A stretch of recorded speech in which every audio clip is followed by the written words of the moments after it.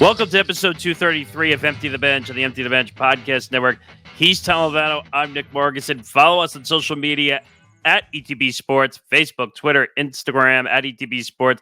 Follow us on the Empty the Bench podcast network at ETB Network, Facebook, Twitter, Instagram, and TikTok.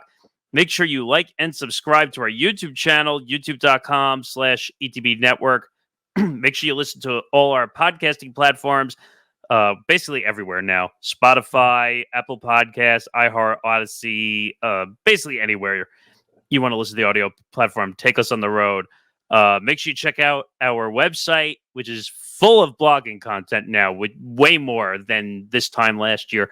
etbpodcast.com, where actually Grant Winsayer, who's leading our NFL blogging, has been doing a very good job. He just did a story on Odell joining the Miami Dolphins, basically taking a conservative bench role, which I didn't think was going to happen. So make sure you check out. I guess he's now in the mindset of chasing the ring rather than being the number one receiver. But I guess that's to be expected when you go to a team that's led by Tyreek Hill. That's a good point. Well, he did technically get a ring with the Rams, even though he got hurt in the Super Bowl. I mean, he did get a touchdown in that game. And then he got hurt badly, and that was the end of that. He probably could have had more if he probably would have been the MVP of the game, to be quite honest. Yeah. But all right, we're getting off topic. But make sure you check out our website as well. Like I said, also Empty the Bench and the full network presented by Playback. Watching sports is more fun with others, but we spend too much of our time watching alone. Playback is a virtual space where communities can stream live sports together with everyone perfectly synced up. Creators can hop on stage, deliver their own play-by-play analysis and commentary, and invite viewers up for Q&A. Playback makes watching sports fully interactive and a social experience. From playing fantasy sports to repping your favorite players and teams and watching with the commentators and communities you care about. Win or lose, sports are best enjoyed together. Join our community by going to playback.tv/ETB Network to find out more, including our live streaming schedule, which includes, after this stream tonight, you will get game 6 of Nuggets Timberwolves. So make sure you tune into that. That series has been an incredible turnaround after the Timberwolves won the first 2 in Denver, and then Denver decided to go into Minnesota and win the 2 games there. And so it's a good series. Yeah, you'll be there. I'm sure we have a couple of others who will be there. Brody, I think, is going to be there. I will partially be there. I will be there, but I'm going to have my eyes also focused on my TV, trying to see if the Rangers can, not go to a game 7 after going up 3-0.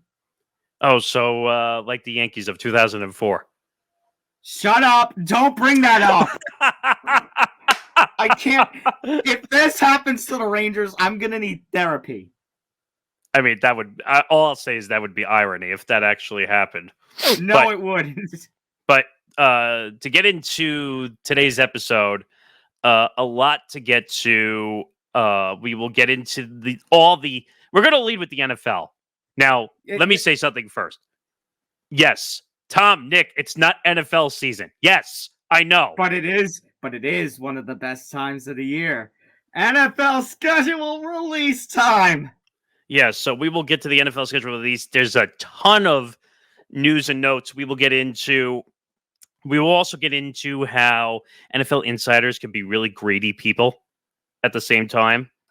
And I will go through a little conspiracy that I have, which Schefter kind of partially confirmed. Oh, no, we both saw it, but I don't know. Like, you plan this NFL schedule release show, and then you just leak everything. And no, usually you get one game leaked, which is usually one of their primetime games. But if you've been on social media the past couple of days, I feel like all scheduling hell broke loose on the leaks. So we'll get to all of that. Also, we'll get into some other NFL news and notes as well. Some big contracts being signed.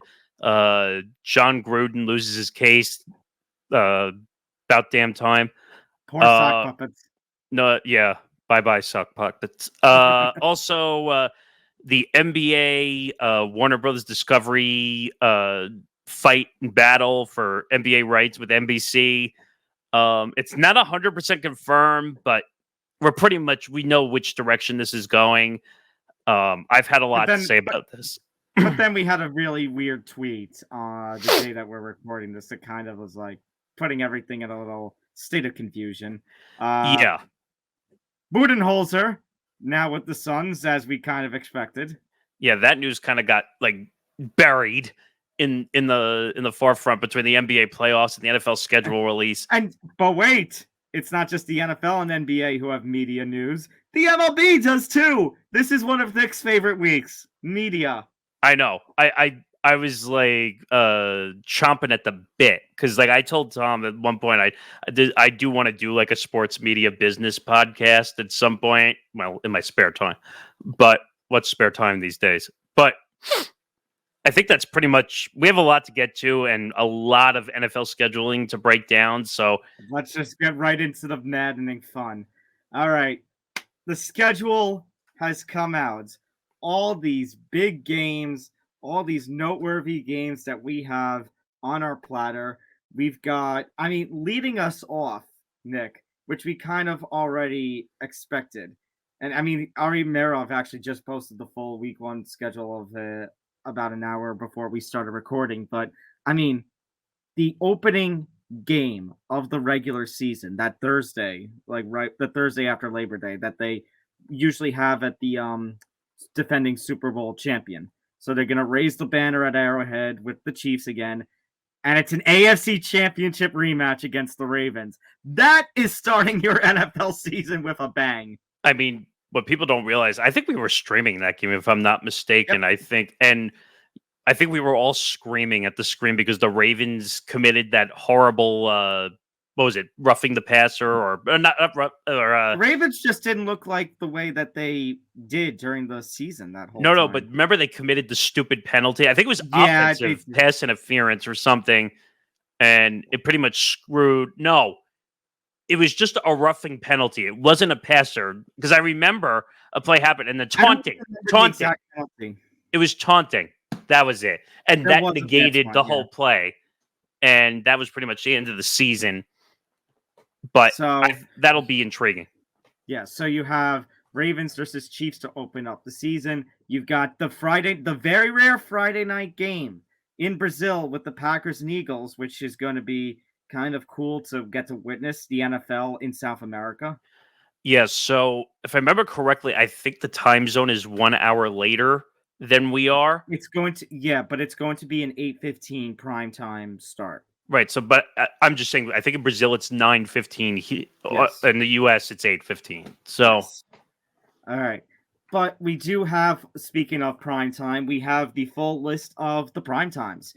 So typically what we do whenever the NFL the NFL schedule starts to come out, usually one thing that I know, Nick, in the history of this show, we've always seemed to have done it, so I'm just embracing it. We go through what each of the prime times looks at. So let's talk about the Thursday night football schedule first. Beginning, not counting the Ravens Chiefs, obviously. Beginning, right? Because that's technically an NBC game that's carried as a special production. So, yeah, so the Thursday night football, I'm not counting that, and I'm not counting the Thanksgiving one that goes on NBC. I'm just talking about the one on Amazon Prime. Amazon exclusively. And yeah. I think Amazon, of the 3 primetime days, the Thursday night football, Sunday night football, Monday night football, I think your preseason winner is Thursday night football this year. Oh, God. They totally, I said this to Tom before we started, whoever did the negotiating for the scheduling. Now, these deals are long-term deals that were done way beforehand, but yeah, I don't know if the NFL and Roger Goodell were feeling generous this year because the reputation for Thursday night football was never supposed to be this good of games. Like, it was supposed to be a throwaway, like most of the time, but that's why you saw like Fox when they had the secondary package for Thursday night football. It was just terrible games. Why do you think they threw the secondary announcers on that package? Because they didn't care. So, just starting things off, 5 weeks in a row, from week 2 to week 6, you've got divisional rivalry. You start with the Bills and the Dolphins. Then you go to the Pats and the Jets. So, back-to-back weeks, starting off with the AFC East. Then you go to the NFC East with the Cowboys and Giants. The NFC South with the Bucs and the Falcons. And then you end week 6 with the NFC West, the 49ers and the Seahawks. Now, obviously, some of those teams have some question marks to them. Right, but you can't do any better market-wise because, like, a lot of these networks care about the markets that they're filling. Right. Look at the markets you're filling. Right. You got New York, both New York teams. You got New England. You got Dallas. You got Buffalo. You have San Francisco and Seattle. You've got, because remember, this is very early on in the season. So at this point, games are going to be booked for games to be there. 5 divisional matchups, 5 games in the season that are going to mean much more than some of these other games that are taking place early in the season. Yeah, I mean, looking at, even though Jets Patriots is not what it once was by any stretch of the imagination. I mean, you've got, that's one of those games where it's going to be the quarterbacks are going to be the focus. You're going to have Aaron Rodgers on the Jets side, and you're going to have, remember, the Pats now have Drake May. Right, but I just feel like, and this is going to sound ridiculous coming from me as a Jet fan, but they should win that game easily, to be honest. Right. We'll save the Jet talk for a little bit because we'll go through our own teams with the Jets and the. I think the Giant Dallas game is a fascinating one on Amazon. I'm surprised that was not on an ESPN or an NBC on linear TV. Well, what's funny is both Cowboy Giants games this season are getting primetime slots. You have this one in week 4 for Thursday Night Football, and then they're going to be the mid game of the Thanksgiving. They're going to be the. But that wouldn't make sense because that one's going to be on linear TV. So that wouldn't make sense. This, like, and with this, but I'm saying the surprising thing we were just talking about before we started recording, those are the only 2 of the Giants divisional games that are being aired. There's no Giants Eagles that's getting a prime time, and there's no Giants Commanders. The Commanders one is explanatory, but like I told you before we started recording, I'm surprised, especially because Saquon joined the Eagles. My theory, though, which I kind of saw some tweeter tweeted out, I'm thinking the NFL may have lost a little faith in the Eagles after their collapse of beyond all collapses last season, going from 10-1, and then they won like 1 game after that. I mean, number one, I agree that even if it was just one, how do you not put Saquon? And I would say the game in New York is the one that should be on in primetime because fans are going to boo to high hell every time he touches that football. Well, I'll have to look when we do the Giants one because I don't know if it's the one in week 7 or the one. Actually, I think it's the one in week 7, the first one. That's the home game for the Giants because they also play the last week of the regular season like they did last year. But my question is, like, we all say the Cowboys are America's team and all this stuff. To be honest, they're not. I don't think Dallas is even that entertaining to watch. Everyone wait. Time out. I just want to say one thing, and then you can finish that, which is people just want to see Dak fail. That's what they want to see. People want to see Dak fail, but you know what? He ain't gonna fail. And everyone's been crapping on us, Nick. Everyone's been crapping on that. We haven't done anything in the offseason. Well, guess what? Our team is still good. Our team can do things with the team that we have. And then, guess what? We did do something. Zeke is back, baby! I was going to say, hey, Jerry, you need to explain to me why you brought Zeke back. Because we feel like, Tony Pollard was good, but he never matched Zeke's potential. And Zeke, I mean, he just hasn't been the same since he's been gone. It's kind of like when 2 people in a relationship separate and they realize, we need one another again. We needed Zeke and he needed us. So we're going to have a big hug and we're going to go to the Super Bowl together and live happily ever after. How about them Cowboys? And it begins. We're not even 15 minutes in. It begins. Just looking at some of the other games. I mean, Bucks Atlanta's not terrible because Atlanta's going to be a much better team, even though their quarterback room is very confusing to me with the way they handled it. San Francisco, Seattle is always good. It's just a matter of what Seattle is going to look like. And even what the 49ers are going to look like because their offensive wide receiver room is going to look different. Mm-hmm. Just looking at some of the others, Broncos Saints is going to be terrible. Actually, is that the rematch? That's, for Peyton. Yeah. That's going to be very odd. Vikings, Rams. I mean, that's okay. Then you have Texans, Jets. Oh my God. I just realized. What? That's on my dad's birthday. Vikings, Rams. Is it? Oh my God. They better win that game. But then the next week, I can't wait for Texans, Jets on Halloween night. I mean, if you wanted to watch something scary, then I guess watch the Jets and Aaron Rodgers. I'm sorry. Did you say Aaron Rodgers is scary? X. But and then obviously week 10 prime Bengals Ravens. That should be good. More rivalry. Then you have Commanders Eagles. That game's gonna be terrible in my opinion. But you're right that now we get to more rivalry again. But Bengals and the Ravens, the Commanders, Eagles, and then the next week you got Steelers and Browns. Another AFC North matchup. That game will be better than Commanders Eagles. That's just my gut. I honestly like a lot. Actually, hold on. So now week 13, obviously, they don't do for Thanksgiving. Week 14, Packers Lions. Week 15, Rams 49ers. 16, Browns Bengals. 17, Seahawks Bears. With the exception of that last week, game. Yeah. Everything is divisional. I kind of like this idea of Thursday night football being rivalry night.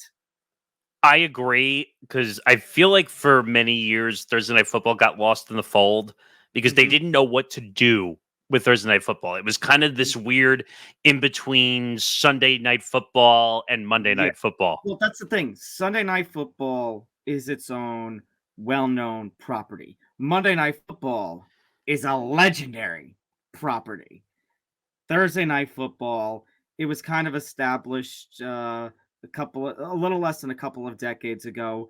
And like you said, it's always been there. It's basically been the early start to the NFL week, but establishing it here as rivalry night, I agree. Like if you're in a fantasy league that does rivalry week, you know how fun that gets. And that's what I like here. It's like, it's rivalry night. It's all about the rivalries. I kind of like what you said. They gave it a gravitas, something that they can hold on to and establish. Okay, here's our big primetime matchups.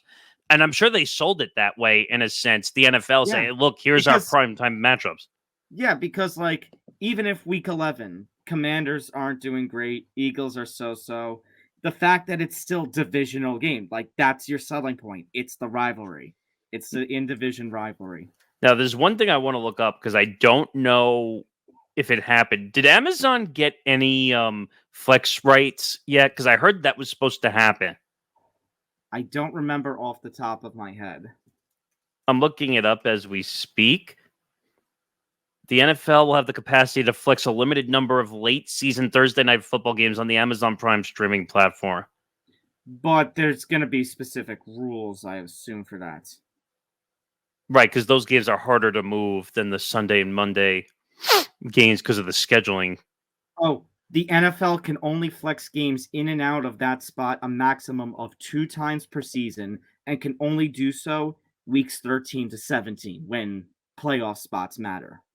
Which makes sense because they're going to want the games on NBC or ESPN or whatever because they want more eyeballs on those games if possible. Or if you want to give Thursday night football a little edge, like let's assume, let's say the Packers end up having a really terrible season, and maybe you replace that rivalry week game with a game between two teams who are vying for wild card spots. I could see that. I mean, but like I said, I think except for the Seahawks, Bears, every other game is pretty much good. Even Broncos Saints because it's got the Sean Payton. I want to get back at you feel. Well, Seahawks Bears is there because remember, week 16 and 17 is also when we get the Saturday football games, which we'll talk about too. We have those games listed. Oh God, there's so much extension to this schedule, including Netflix and all this stuff.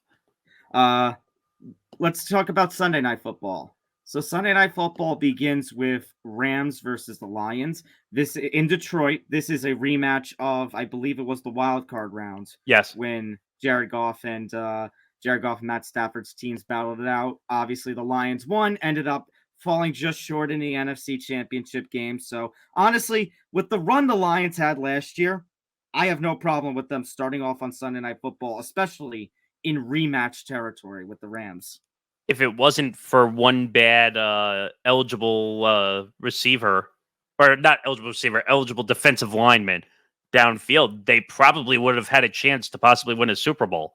I mean, so you're talking about that Week 16 game against the Cowboys. Yeah. Yeah, which we were on the air for. They're claiming that they never even asked for an eligible receiver or whatever. But the Lions are going to be a great team for many years to come. So for the sake of Detroit, I hope so. But just looking at some other stuff, Texans, Bears, I mean, that's more for the quarterback matchup. Yeah, I was going to say, it's the young quarterbacks. The rookie and Caleb Williams in his second game, and the sophomore C.J. Stroud. Chiefs, Falcons, I think, like you said, I agree with you. They just want to get the Chiefs in. Early, at least. Because they have the Chiefs late, but they needed an early game, I guess. Bills, Ravens, that is appointment football right there. And then they just Cowboys, Steelers, week 5. That's history. Legacy. I think that's a legacy matchup.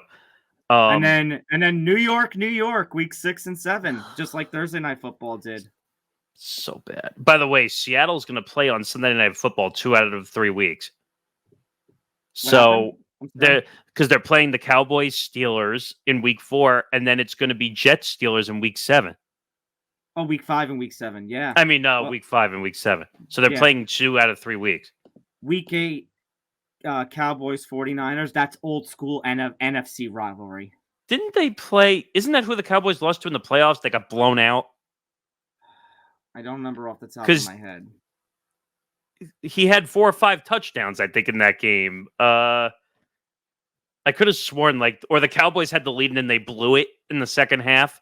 No, they played in the 2023 year, so the 2022-23 playoffs, not last year's. Oh, I thought. Okay, I thought it was two postseasons ago, not this past one. Got it. Okay, still a good matchup. Jags, Eagles. Give or take. Week 10, Lions and Texans. You got that's a good one. That's really good young teams. I like that. The Texans, Texans are going to be awesome to watch this year. Mm-hmm. Week 11, Colts versus Jets. There's only one reason for that. RGIIX. Yep. Week 12, Eagles versus Rams. I think that's only. Yeah, I assume the right teams are the home teams. I think the only reason they're doing that is to get LA to get into that stadium one time. By the way, so they have 2 primetime games Sunday Night Football for the Eagles, not one, like you said, being the Giants. They'd rather have Eagles, Rams, and Jaguars, Eagles over Giants, Eagles. I understand, and I agree with you. I said, though, I think that game has more to do with the Rams, because the both times that I think every other time that an LA team is on Sunday night, they're on the road. I think they want to get into that stadium one time for Sunday Night Football this year. But that's kind of ridiculous. Forget the LA game.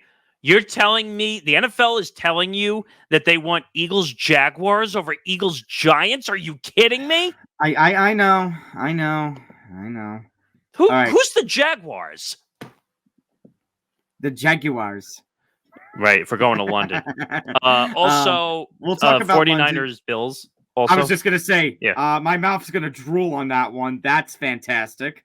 That's an incredible game. Now, the Bills are a weaker team, like I started to say before, but that'll be a fun matchup, to say the least. Week 14, Chargers-Chiefs. I mean, that's rivalry. It's a tough one, though. The Chargers are a much weaker team. Week 15, Packers, Seahawks. Now, the last 2 years, Nick, the Packers and Seahawks have both basically cost one another wildcard spots. I kind of like that they're going to battle really late in the season. Yeah, I think that'll be a good matchup. Bucks, Cowboys, week 16. Week 17, I hope these two teams do well so that way they don't get flexed out. of primetime, this is a really underrated matchup. Dolphins-Browns. This is also going to be an Odell rival rematch, if you think about it, too. That's true. I kind of like this. So I hope they don't I hope Cleveland is able to build upon what they did last year. Because when they were good, like even though it's considered like secondary market, they brought a lot of energy to the sport. And then obviously there's nothing. Well, they don't have anything for week 18 yet. All right. Then we have Monday night. So yeah, this I think the weakest one. Of course, week 1, which I'm dreading because they freaking put the Jets against the 49ers in San Francisco for week 1.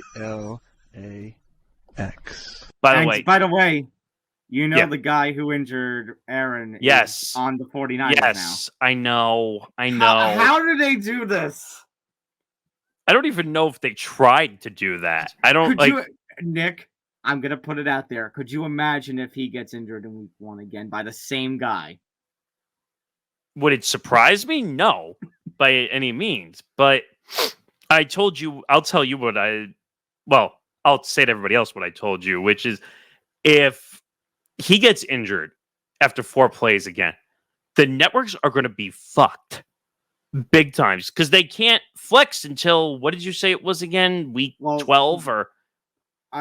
Thursday night can't do it till week 13. The Sunday night can't do it till week 5. So you would still have to wait at least 4 weeks, 5 weeks if Aaron gets hurt again. The Jets are going to start 0-1. I don't even need to think about that. Let's have a look at the rest. Falcons, Eagles. It's okay. Jaguars, Bills. Week 3, first doubleheader. You're going to have Jaguars, Bills on ESPN, and then you're going to have Washington and Cincinnati on ABC. So that's one of 3, just to explain to everybody, ABC exclusive. So just so people understand, ESPN decided to go away from like using like ESPN2 and ESPNU and all these networks. They want to just have the area to air games. So they're making the secondary games on doubleheaders an ABC exclusive. Yeah. So that's where Commanders Bengals will go. And actually, the very next week, week 4, is another doubleheader. You have Titans versus Dolphins on ESPN, Seahawks, Lions on ABC. And again, I think they got that right because the Lions are the better team. So they want that going to more national platform over ESPN. Week 5, you got Saints and Chiefs. I think that's just to get the Chiefs in there. They only have the Chiefs twice. That's just to get them in there, I think. Week 6, Bills, Jets. I mean, to be fair, again, rivalry. Yeah, I think the Jets are a little overhyped, to be honest. Ravens, Bucks. I think that's to get the Ravens in there because I don't see them on this list ever again. I think that's just to get the Lamar attention. Yeah, the Bucks are a nobody. What? This is actually the third of the 4 doubleheaders, but this is not the ABC week. So if we're going to talk about the international games quickly, all 3 of the London games will be on ESPN Plus this year. I know there was one that was, I mean, all 3 will be on NFL Network. I know there was always one on ESPN Plus. Instead, what they're going to do is they're going to use the Chargers Cardinals in week 7. That's the second part of the Monday night doubleheader. That will be ESPN Plus exclusive. I never understood the ESPN Plus exclusive. Now, I happen to have ESPN Plus, so I don't care, but you're cutting off your nose despite your face every time you make something an ESPN Plus exclusive. Nick, in all fairness, for this argument, it's Chargers Cardinals. No, I get it. I'm talking about theory. Forget the matchup. Theory, so I know. Because you're forcing people who want to watch ESPN are like, okay, I'm not paying $7.99 a month or whatever it is, and to watch this shit, I'm not gonna watch that. Like, and then obviously you have Giants, Steelers. I think that's legacy, and then you have KC again against the Bucks. I think again that's KC. Dolphins, Rams on Veterans That's okay. Day. And then everyone was hyping Week 11 on the Monday Night Football. It's the Battle of Texas, baby. I think, believe it or not, this matchup is not getting enough hype. I really don't. It's the Battle of Texas, baby. So I think that's going to be fascinating. Hold on. You know what this deserves. Where is it? How about them Cowboys? Well, even though I think the shocker from me, I think the Texans could win that game on the road. Oh, absolutely. Ravens Charger. I didn't even see that there was a second Ravens game. Oh, God. That's right. I don't think that game's going to be great. Browns, what is that? Week 13, Browns versus Broncos Country. Zach's Ride. Oh, God. That's going to be the new Broncos Country. Let's ride. I'm telling you. Nick, we have 3. Don't you remember the draft? We have 3 this year. I revealed all 3. We're going to have Broncos Country, Zach's Ride. We're going to have the Jets Country, Take Flight again. And now we're going to have Steelers Nation, Let's Ride. With our friend Urinating Tree as the center for that one. We got to get him back. What else was there? Okay, so you have another ABC exclusive Week 15, which is part of the doubleheader bit, but it's the first game. Bears at the Vikings. That's rivalry. And then you have Falcons Raiders. That's MMA Outsiders rivalry, Bears Vikings. We got to do something funny for that week. This is a separate video. That would be a great video. And then you skipped week 14, Bengals Cowboys. Oh, well, because I don't think it's that good of a matchup. And then week 16, Christmas Eve, December 23rd, Saints Packers in Lambeau in the holidays. And the minus 20 degree wind chill with all the snow. Oh, that's gonna be brutal. And then week 17. This is actually isn't this a rematch, right? Lions Niners. That's the NFC Championship rematch. I mean, they couldn't have scripted that one any better. And then obviously week 18, we don't know. So week 18. It looks like based on days and how the calendar is, it looks like they're doing what they did last year. With the whole college football playoff, they're going to do, instead of the Monday game, they're going to do the 2 Saturday games again. Well, isn't it true? I thought I read a report that the NFL is going up against college football also. I believe that's because. Let me double check. I can't remember that off the top of my head while you're looking. There was a reason why they're going up against. And they said that college football was pissed off at the NFL for doing it because I think it has something to do with the Saturday games. Yeah, I think you're right. The Saturday Prime window. But okay. Because the week 16, one of the 2 games on week 16, one's going to be NFL Network, the other one's going to NBC. That's interesting. Okay. But I think Monday is the weakest schedule, to be quite honest. It has a couple of good games in there. I can't complain, but there's a lot of junk with it. All right. I know we spent quite a bit of time on it, but we always seem to do this. Shall we have an early look at the Giants and Jets schedule? Oh, boy. I guess so. Who do you want to start with? All right. Just torture me. Give me the Jets schedule. Okay. We shall start with hold on. I think I have it. Oh, you have it. All right. I think we need to have a little more of a proper introduction to this, Nick. You know what I'm talking about.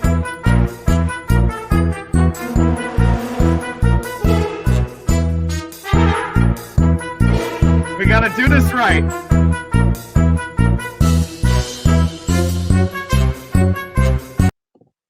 Jets Country, Take Flight. Sounds about right. So week 1, obviously, San Francisco. I actually assessed this schedule already, and I came out with a record. Let me preface this with if everything went correct and right. Not that I think this is going to happen. They could technically go 11-7. That's how I looked at it. But that's 18. They only play 17 weeks. Or 11-6, whatever it is. 11-6. Let's just do a quick run through. So week 1, San Francisco. That's going to be a massive loss. Okay, 0-1. They should beat Tennessee. Tennessee's a mess. Yes. New England's a mess. They should win that game. Against Zach Wilson in Denver. If you don't win that game, I'm just gonna say they better win that game. Yeah. Then we have the Vikings in London. I don't know how the Jets have they played in London. I don't even know if they have. I don't remember the last time that they played overseas. I know they have. I don't remember the last time. The Vikings are the better team, but their quarterback situation. Oh wait, would they be playing Sam Darnold against Sam Darnold? They signed Sam Darnold. No, I mean technically yes, but JJ McCarthy they drafted. I would take the Jets then because I don't. JJ McCarthy's a wild card. I don't know. 4-1 Monday Night Football against the Bills. Hell no, they're not winning. Sunday Night Football against Pittsburgh. I think you can. I want to say yes, but obviously with Russell Wilson or whoever's starting there, you never know. Mike Tomlin could be a sneaky guy when it comes to the playbook. Week 8, New England. I think they're going to sweep New England this year. That's just my guess. Texans at home. I want to say no. I want to say no, but I could see that being competitive. Yeah. But I'm going to say no. Then they go on the road. Now, this is long road trip out west to Arizona. But the Cardinals are such a weaker team. And I mean, I don't think they're going to. I think they're going to win, the Jets. Yeah. But it's a long road trip for sure. Sunday Night Football against the Colts. I mean, I like Anthony Richardson, but the Jets are just a better team. Again, I think it'll be competitive, but I think the Colts are just not together yet. Yeah. Then we'll say they lose the bye week. And then Seahawks. That's a against flip. Geno Smith. And you guys are at home. Seattle is such a wild card. You don't know what team you're going to get every week. If Aaron Rodgers is healthy and hasn't been lost for the season, I want to say they would win that game. Okay. But yeah. Again, is Tua healthy? And has he been hit? If Let's not, assume the Tua is healthy. Then I think the Dolphins win that. Yeah. Jaguars. They better win the game against the Jaguars. The Rams. I say that's a win. It's a win, but it'll be competitive because they always are. Now, downside... That's a west to east travel trip also, so that might be tough. Yeah. Now, the downside is, and I think you and I are going to agree on this because that's going to get you to 11-6. Last 2 games are Bills and Dolphins. You're going to lose both of those games. Probably. Which, if they do, that could pretty much end their division chances if they lose both. I would think for your sake, for the Jets' sake, they should win the game in Buffalo against the Bills. Depends where Buffalo is, also based on their record. Yeah, I know. Because maybe they're not playing their starters at that point, or they could be out. Who knows? Fair enough. All right, my time. Let's get the Giants schedule up. Let's have a look. See if we can find it. Oh, I found it. All right. Week 1 against the Vikings. I love that they're torturing you right out of the box in week 1. My 2 teams. And I honestly think Minnesota's going to win that one. Yeah, I was going to say you're strictly thinking from a Giants fan perspective right now. Well, the question with the first few weeks, who's our starting quarterback? It's not going to be Daniel Jones. Or is it going to be Drew Lock? It's going to be Drew Lock. I think at least for the first 2 or 3 weeks, at least. So I see a loss to the Vikings. I see a win over the Commanders. I know the Commanders have some new pieces, but I know they have Austin Eckler. That I still think the Giants should be able to get. You have to. I'm saying it right now. You have to beat the Commanders. I don't care who the starting quarterback is. Yeah. Week 3 against the Browns. I see it as a loss. Defensively, it's going to be a tough week. Yeah. And then you have a quick turnaround Thursday Night Football against the Cowboys. That's rough. Where is that game? Is that on the road or at home? That's at home because they're going to be in Dallas on Thanksgiving. They never win that first game against the Cowboys ever. Yeah, no. They did in 2016. That's that's a long time ago. I know. So 1-3. On the road in Seattle against the Seahawks in Week 5. They've beaten them before. Actually, last year was a really competitive game, but I think being in Seattle is going to be too much. That's a loss. It's a tough one. Then you're home for the Bengals. On Sunday Night Football, I'm going to throw the same question you were saying with Tua. Is Joe Burrow healthy? If he hasn't been hit and is healthy and the Bengals are what they were a couple of seasons ago, that's a bad loss. I mean, even if he doesn't get hit, like just being mentally ready, not worrying about getting injured is a whole different situation. Yeah. 1-5. Eagles. It depends if the tail is between the eyes or the ears, as they say, depending. I was going to say, the Eagles were on the up and up 10-1 last season, then had a collapse.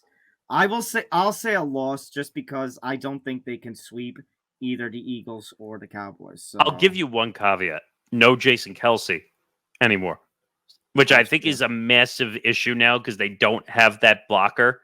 So I'll say 1-6 because they play the Eagles again Week 18. And kind of like last year, I could see a situation where the Eagles are just either resting their starters for the playoffs or they're out. And they're out, right? So I could see that one being a win. I'll be generous and do the Week 18 win. Yeah. Put them at 2-6. Week 8 against the Steelers. Again. In Pittsburgh. I something tells me they're not going to win that. I just think Mike Tomlin is just too tricky up his sleeve. So 2-7. Now that's rough. But here's the thing, Nick. I think this is going to play out exactly like last year, because you look at the remaining games, Commanders, that should be a win. You would think. Let's be clear. Yeah. The Panthers in Germany should be a win. Okay. One caveat, though. Outside the country, traveling internationally, don't know what to expect. The Panthers, who had the number 1 overall pick, but they couldn't get it because they traded it to the Bears because they really wanted what? Okay, but let's be careful though, because we've seen the better teams lose internationally. Right now, we're just talking on paper, though. On paper, then it should be a massive blowout if it's on paper. But when you travel internationally, anything goes. So I'm gonna give it as a win, though. 3-7, and then, starting from that bye week. Right, you're off for the bye week in Week 11. But starting that week in Week 10, look who you're getting. 4 of the next 6 weeks, you're getting the NFC South, the weakest division in all of football. Yeah. So Week 12, you get the Bucks. Baker's a tough quarterback to play against, but he just got a new deal, so I think he's going to be incentivized to play. Yeah, I guess I don't know about that one. Let's be a little optimistic and give that a win. Cowboys, you're losing, so that's 4-8. I could see the Bucs game, by the way, being like an ugly get to the finish line type game. Yeah. Saints, I think you should win that. Ravens, you're losing that. Falcons, you better win. Well, let's be careful about that because Kirk Cousins, depending where they are. I could see a loss. So it looks like right now you had 11-6. I have the inverse. I have the Giants going 6-11. So here's what I say. I think, like last year, it's going to be a rough start, but then basically they're going to play so many weaker teams that they're going to win. And in the case of what we've been talking about with the offseason, they're basically going to F themselves out of a quarterback. By the way, side note for the Giants, and I think you know what I'm about to say here because you had dropped it in our chat. They are part of Hard Knocks for the offseason.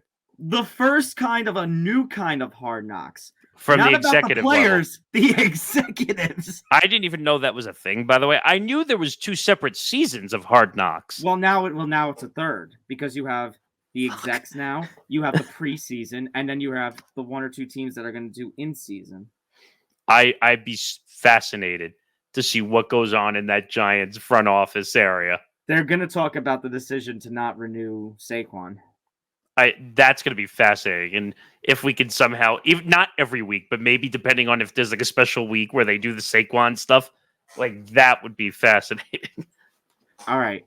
We spent a lot of time with this, which we kind of expected. We said most of the show was going to be the NFL schedule. And by the way, I don't want to hear in our comments, guys, you did NFL this week. It's the NFL schedule. Okay? It was going to happen one way or the other. It was supposed to happen last week, actually. It got pushed back a week. So here it is. Yeah, you got it. I mean, this is one of the more exciting times of the NFL lost season. This is like the opposite part of the year version of unwrapping the Christmas present. Like just getting the schedule. I mean, Nick, I'm just gonna borrow this Scott Hansen voice clip real quick. Football? Are you kidding me? That's so accurate. All right, very quickly though, just some other things about Speaking football. of Jason Kelce, he's joining the Monday Night Football team. The bad news: Robert Griffin III is being replaced. Now, hopefully, RG3 doesn't go after me in a rant like everybody else, but I don't think RG3 was exactly the best commentator in as part of Monday Night Football Countdown. So, Jason Kelce, first of all, he's not here for the X's and O's analysis. So if you're expecting him to come in... He's entertainment. Yes. Don't get me wrong. Very entertaining. And New Heights, the podcast that him and his brother Travis Kelce do, phenomenal in every way, shape, or form. This is more a numbers game, not an X's and O game. Fair enough. So that's what ESPN was going after. Yeah. Speaking of Jared Goff, who we talked about before, with all that he did for the Lions last year, he gets rewarded a 4-year, $212 million extension. $170 million of that guaranteed. Where's the money? This is nuts. This is absolutely nuts. Like, I get it. Like, he led Detroit. They had an incredible rival matchup with Matthew Stafford back in Detroit. That game was incredible. Jared Goff almost won that game on his arm alone. Actually, didn't he get them to come back twice in that game, if I'm not mistaken, down the stretch? So Jared Goff, who got the change of scenery out of LA and went to Detroit, obviously it did wonders because now he's on a Detroit team that's ready to compete for the next 4, 5, 6 years. So it's a large contract, but it's a quarterback. Excuse me, and I'm not surprised. And one other thing, the NFL has actually won already in court against one Jon Gruden, that whole lawsuit with the emails. And Hi, sock puppets. Oh no, Mr. Gruden, you just lost the court case. Oy, we are full force today. Mr. Gruden's neighborhood has now been acquired by the NFL. Mr. Gruden's neighborhood has become Mr. Gruden, and that's it. Mr. Gruden's neighborhood is now Mr. Goodell's neighborhood. Yeah, exactly. Now Roger Goodell has the sock puppets. Right. I mean, you know what? That's right, Mr. Goodell. Oy. Again, not surprised. Jon Gruden had some skeletons in the closet, and the court case proved it. And I understand that what's it called? The reason Gruden's emails were leaked was because of Dan Snyder, and all I can say is I think right now the NFL is in a place where it does not need Jon Gruden or Dan Snyder. And honestly, I will, I always did enjoy when growing up watching the quarterback camps and everything with Gruden and his insights, but it's a little bit of a breath of fresh air for the Raiders to not have Jon Gruden's name attached to them with what Antonio Pierce has done over the last couple of seasons. I would have no problem if they put Jon Gruden back on TV, if he wanted to be on TV, if a network will even touch him anymore, which I doubt. If ESPN came to him tomorrow and said, "Do you want to do the QB camp?" Like, I would be all fine with that because he knows how to entertain. But just keep him off a football field, please. And then Dan Snyder, I mean, the less said about him, the better. Good freaking riddance. I mean, I know changed. I know he was the owner of the rival team of mine, but just for the sake of, the toxicity within the NFL and that ownership group, I mean, good riddance. Yeah, I mean, bringing in the new ownership totally did wonders. I mean, it's going to take some time for them to improve, but it is what it is. All right. Let's go over to the NBA. Very big story here. A little bit of a wild story, and one that you can definitely talk for ages about, Nick. But according to Bill Simmons on his podcast, it is inevitable that the NBA, after all we talked about last week, the whole I don't need it with Warner Brothers Discovery, aka for the non-media folks, Turner, the TNT brand and such.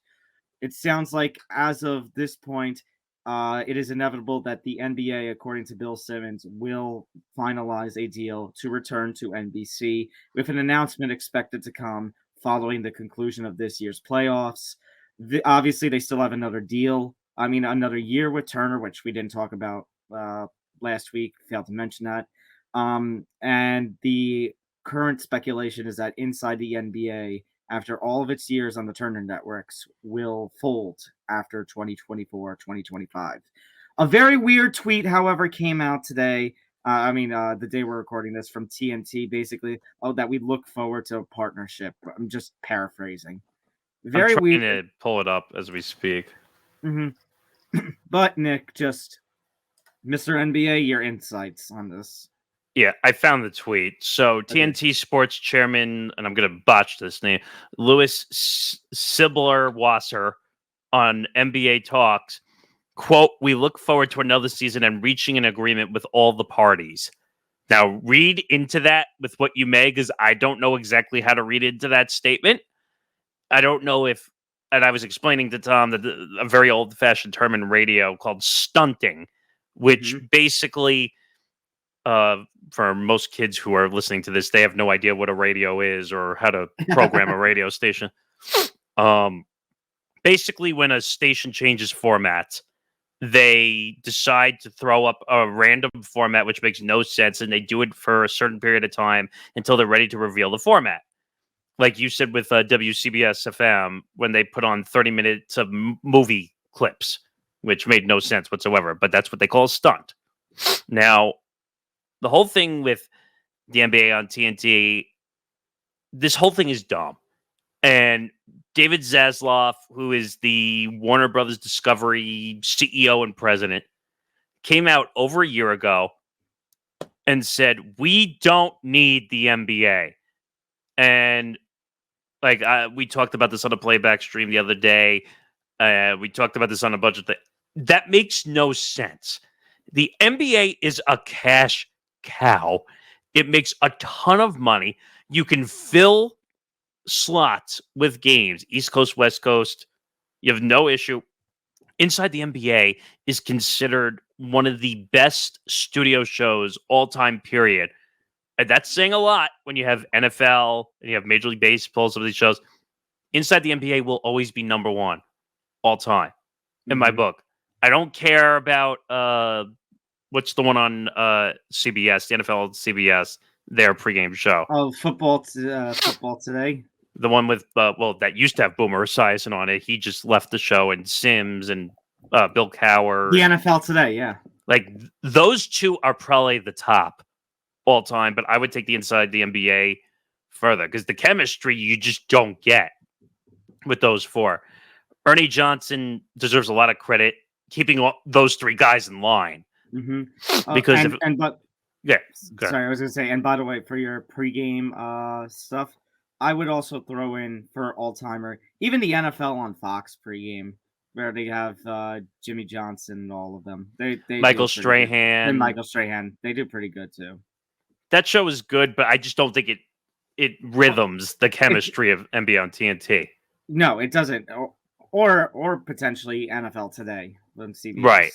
I mean, Shaq and Charles developed this chemistry on that show that you just don't get anywhere else. I mean, It's just so great to see the two of them just friendly beefing. Yes, and also the Charlesisms, as I like to call them. TRBL. TRBL, terrible. I mean, that's been a meme or a gif forever. I mean, Frank Caliendo had a little bit of credit going on there, but that show, it's going to be tough to mirror that. And I forgot what they said. So the NBC supposedly wants to do NBA in America or whatever. They want to copy Football Night in America. Yeah. Which is horrible, in my opinion. They're ripping themselves off to call their pre-show. I know. Nick, you know the one thing I care about, though. What? I knew you were going to do that. And by the way, if you check out a TikTok clip I put out, I did that stupidly on purpose at the end of the clip. But my point is, I don't understand why David Zaslav, and you're going to hear the name a lot, basically said, I don't need the NBA. Are you kidding me? It's a huge property. And they're going to claim that they have the NHL and that they just got NASCAR and they have March Madness. Really? Over the NBA? I mean, March Madness I give credit to. And NHL, you know me as an NHL fan, but think about March Madness. And there's a lot of good basketball content that you can get out of March Madness. But that's 1 month. Compared to all the additional months, let's see, 1, 2, 3, 4, 5, 6, 7 months of NBA content that you can plus get alongside playoffs. it. Yeah. Right. That's what I'm trying to conclude the playoffs. I mean, just in general, all the press conferences, you get all the players who want to guest on Inside the NBA, Draymond Green being one of them. Mm-hmm. But I just don't understand the logic. Like, they were trading, I think when we were talking about it the other day, $8.50 Warner Brothers Discovery was trading. My opinion is that's going to get cut in half when they officially announce the deal, because everyone's going to panic and sell right off the bat. Oh, wait, no more NBA? What am I going to watch on TNT? Marvel movies? Or shout out to Bree, Law and Order SVU reruns. That's right. Or whatever, NCIS New Orleans or whatever. I mean, TNT is basically going to become what did you say, an FS? What I said on the Playback stream? Yeah. It's going to basically become an FX. No, not FX. I said the new Spike. Oh, well, I would put FX up there too, but yeah, right before Spike rebranded to Paramount Network. It's either going to become a Spike or an FX channel where they just basically are the action. the action, but they're the extra channel when they run out of channels if they need to air something, like they do for March Madness, right, or they do for the Olympics, mm-hmm. which that's a whole nother fascination we can get into. Now that think about that though, NBC is going to have the Olympics, the NBA, the NFL. They're going to have, well, they lost Major League Baseball because they don't have the Peacock deal anymore. Yeah, they don't have NHL. We'll get to that later. But this whole thing, Warner Bros. Discovery effed up in a big way because you need NBA. Do you think there's something to make of this TNT thing? Because I remember during the Playback stream you mentioned Barkley and Shaq were they were at the TNT upfronts. Yeah. Do you think they're gonna? That doesn't make any sense though. Well, here's my question: do you think there's a potential that TNT is gonna want to keep Shaq and Charles as some sort of, show during the NBA season, just as something like how Showtime always had Inside the NFL? Well, again, that's a little different just because NFL content always does high numbers, so they don't care. The networks will pay for it because you'll always get NFL retired athletes or something to host it, which will cause the brand to grow. In the NBA, it doesn't make sense for Turner, TNT, to have Charles and Shaq. And by the way, before all this happened, they signed the Inside the NBA crew to massive deals, like 8-9 year deals. Charles got like a 9-10 year deal, even though I don't think he's going to last whatsoever. But they also put in that deal an opt out if they lost the rights to the deal, which is what it looks like is coming down the pike. If they lose it, Charles is going to opt out. I'm sure Shaq and Kenny probably have opt-outs too, so they'll probably be gone. So that basically leaves Ernie Johnson. Ernie Johnson already said he's not leaving. So because he's got March Madness, he's got MLB, baseball, yeah. What doesn't make sense to me though in this whole effed up situation, you dissolve inside the NBA, or reportedly they're dissolving inside the NBA. Mm-hmm. What are you thinking? What are you thinking? You're telling me that TNT, Turner, Warner Bros. Discovery, whatever you want to call it at this point, you're telling me there wasn't enough value in inside the NBA that they couldn't sell the name? What? Thank you. That's my point. Inside the NBA. Now, I was talking to some people. They say that's a generic term, so I don't know if they could. Maybe they just got lucky and it became something. But Inside the NBA is prestigious. It's a show that, one, I tuned in for every day before the NBA games played. And sometimes, like, NBA pre-shows are tough to watch sometimes because I don't want to hear a bunch of bloated former athletes just say that they know basketball better than everybody else. Shaq and Charles could have fun with content, even if it wasn't about the NBA. Nick, I mean, all the classic stuff that they would do. Yeah, like they would do all the first day of the season, Where Are They Now? Which Nick gave us one of our favorite drops. Guangdong Tigers. Ni hao! Ni hao! Ni hao! That is a great clip. And that's what I'm talking about. TNT had a cash cow based on that because they could take those clips and turn them viral on social media. You realize Charles is like a walking viral machine. Mm-hmm. So is Shaq. So in a digital age where it's tough to create content and following, they're giving that up and losing it. So I'm still confused on the fact of, one, who's going to call the NBC games? Like, who's going to be the lead play-by-play guy when they do that? How many games are they going to get? Is it a doubleheader, which means they're going to need two teams? There's a lot of questions that need to be answered. But this thing I just read you about, that the TNT chairman says that they want to work towards a deal. Like, what the fuck? Like what? Nick, I need it. Well, yeah, that I still believe that's a possibility. Like, Zaslav is playing hardball, but you see the chairman for TNT Sports coming out and saying, "Oh wait, you know what, Mr. Zaslav? I think he might have been drinking one night or something, and he was just a little." Maybe he was drunk when we saw him on the playback stream at the Knicks and Pacers game.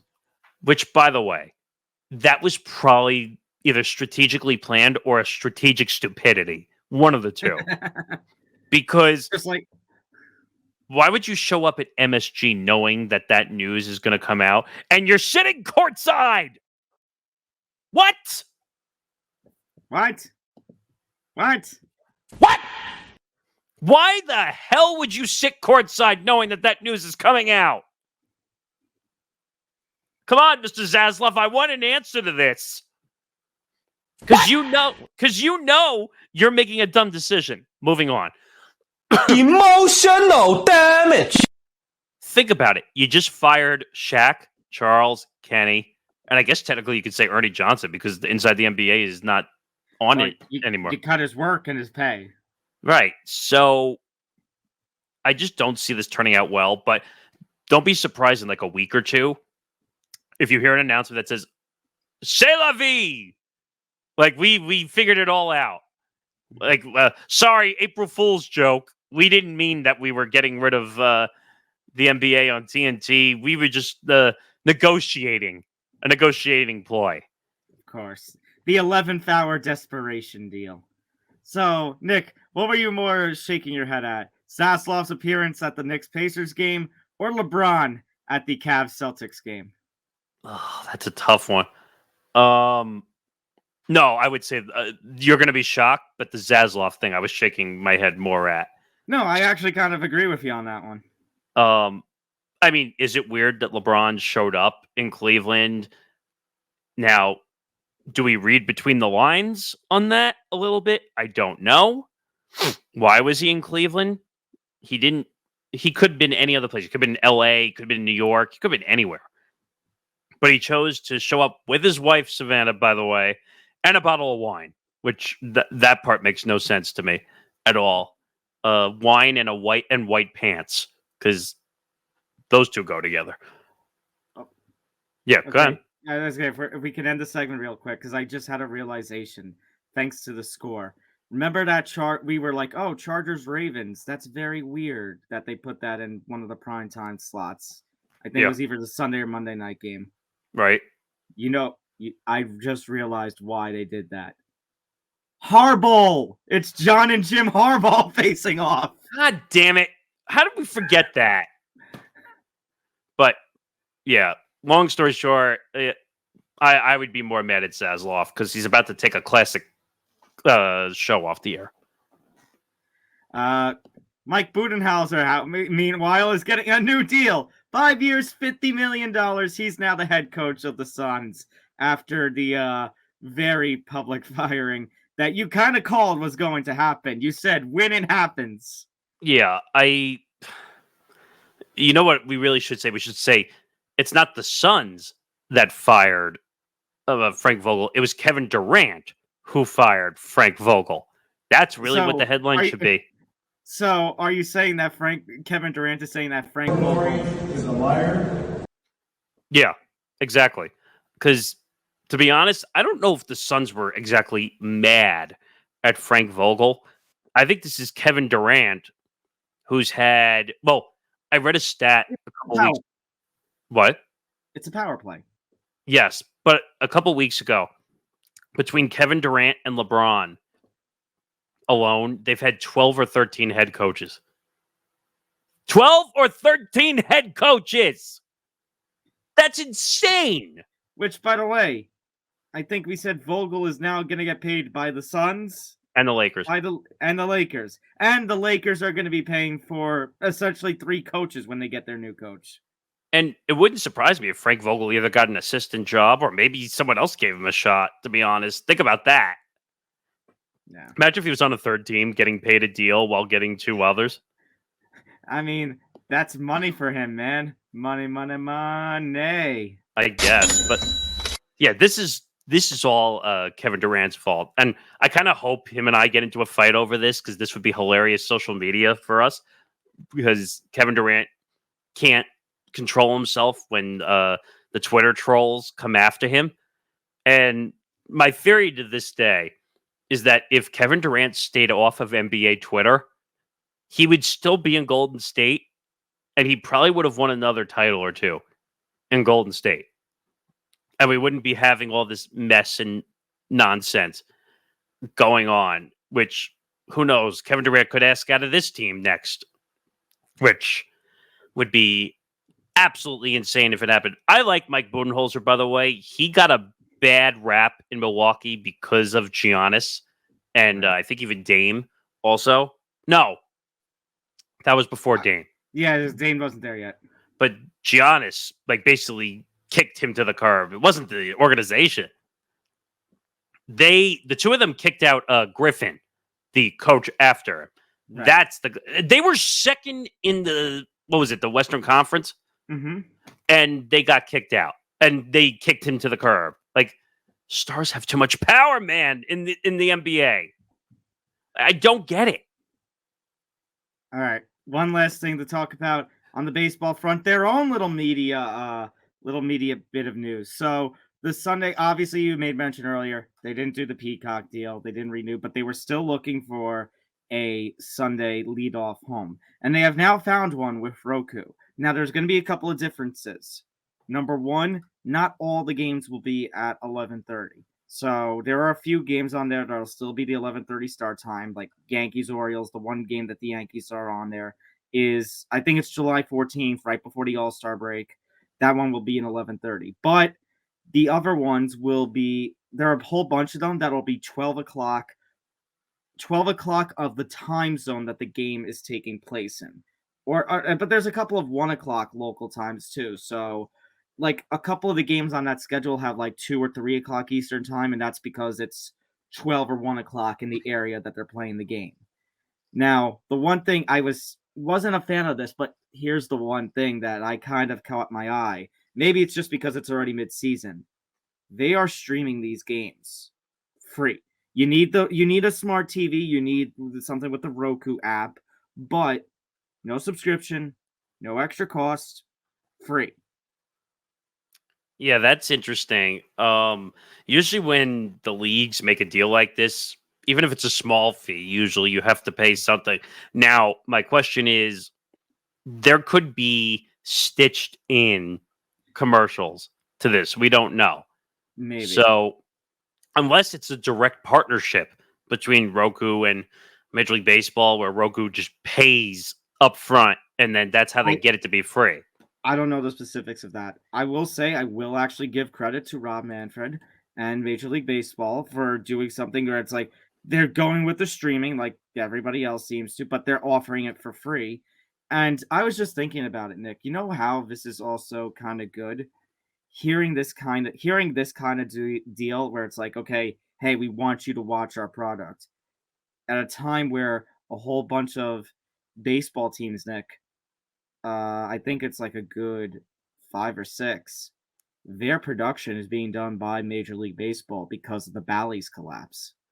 Well, I just found some more info on that, which is so Roku's package branded as Sunday Leadoff consists of 18 games starting this Sunday. So it starts now. So the Cardinals Red Sox game and lasting through September 15th, with the exception of 2 West Coast start times. Roku games will be the first ones taking place in varying exclusive windows. 24 teams are part of the package, including the Yankees against the Orioles and the Dodgers against the D-backs. Now, here's the info. So games on Roku can be watched free through the app on Roku devices or via Amazon Fire, Samsung, and Google TVs, among other outlets. Those with MLB.TV subscriptions can watch the games blackout free. Okay. MLB will, and this is what you were asking about, MLB will produce the broadcast and said in its new release that it plans to use market-focused broadcasters for the games. The goal, a source with knowledge of the deal said, is to use either local broadcast crews or MLB network talent with ties to the region. Okay. Honestly, I do like the sound of that. But wait a minute. If they're saying they're going to use local broadcast crews, does that mean they're taking them away from whatever deals they have with their local network? But remember, they wouldn't be airing in the local market that day. That's right. Okay, I forgot. So technically, like what Kay and Cone and them do on the Amazon games, technically, when the Yes Network group calls the games on Amazon. Mm-hmm. But that's the thing. The fact that you say, so let's take the Yankees and Orioles, for instance. So does that mean, if they're talking about local markets, does that mean that, because you have to consider it's 2 teams, does that mean we're going to have a booth of, say, Michael Kay, Paul O'Neill, and Kevin Brown, the lead play-by-play? I was just thinking that too.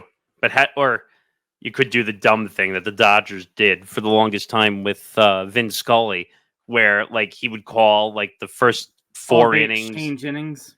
Yeah, which I wasn't a huge fan of that. Or could they do the dual announcer thing like they do on, like, you know how on Apple TV you have the Apple team and then they have the 2 radio feeds, the radio home, radio away? Could you get the Yankee announcer feed and the Oriole announcer feed, and then maybe Roku has its own third neutral announcer? You know what they could do, depending on, I don't think you could do it with an interleague series because it would only be 2 games, but in 3-game series, so like an AL East rivalry, like Yankee Orioles, you have the Yankee broadcast do 1 game, you have the Oriole broadcast do a 2nd game, and you have a national broadcast for the 3rd game. But this isn't a series. This is just the 1 game. Is it 1 game? Oh, yeah, it's 1 game. See, it would have made more sense if you had a series covering it. I get it, but this is, so that's what I'm saying. Does this mean that they'll have some weird combination of both announcer crews doing the games then? In the Yankee case, I think every time they're going to take Michael Kay over. That's just my gut with New York market. I think that's what they're going to do. But are they going to involve Kevin Brown at some point to maybe a booth? Baltimore? Maybe if they have a Roku booth, maybe they can involve some of the Orioles people and the Yankee people. I mean, but are the Yankees going to have an issue though because of the Amazon deal, like with all the Roku stuff? I would say no, because this isn't the Amazon thing is Yankees and Amazon. Because remember, that was always the games that aired on local TV, Channel 9 over here in New York. This Roku thing, this is Major League Baseball. This is the league dealing with a streaming service. That's true. Oh, and it also says what you said: Diamond Sports Group going bankrupt and losing all the local rights. 14 teams, by the way. I think we talked about that when that whole story came out. Well, we'll see. I'll check it out. It doesn't hurt to try something new. I mean, the first game Sunday, Cardinals Red Sox, won't hurt to try it. Right. We'll see what happens, but you never know. But that's going to do it for episode 233 of Empty the Bench. Long episode. Actually, we did pretty good on time considering the amount that we had to get through. But make sure you like and subscribe. YouTube.com/ETB Network to find our YouTube channel. Make sure you subscribe to our audio feeds as well. Acast, Spotify, Apple Podcast, Odyssey, iHeartRadio. We're across all the audio platforms. So make sure you go find us there as well. ETBpodcast.com, where our Empty the Bench blog is going with a ton of content. So make sure you go check that out as well. Also presented by Playback as well. Make sure you go check us out. Make sure you check us out tonight after this show is over for T-Wolves Nuggets. Game 6 could be a deciding clincher game for the Nuggets, which I think is in Minnesota.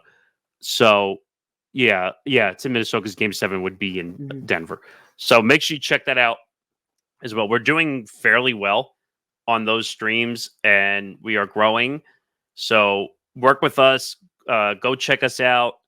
Playback.tv/ETB Network. If you want to go check out our stream, become a member, because if you become a member, then you get access freely, by the way. You get access to our streams.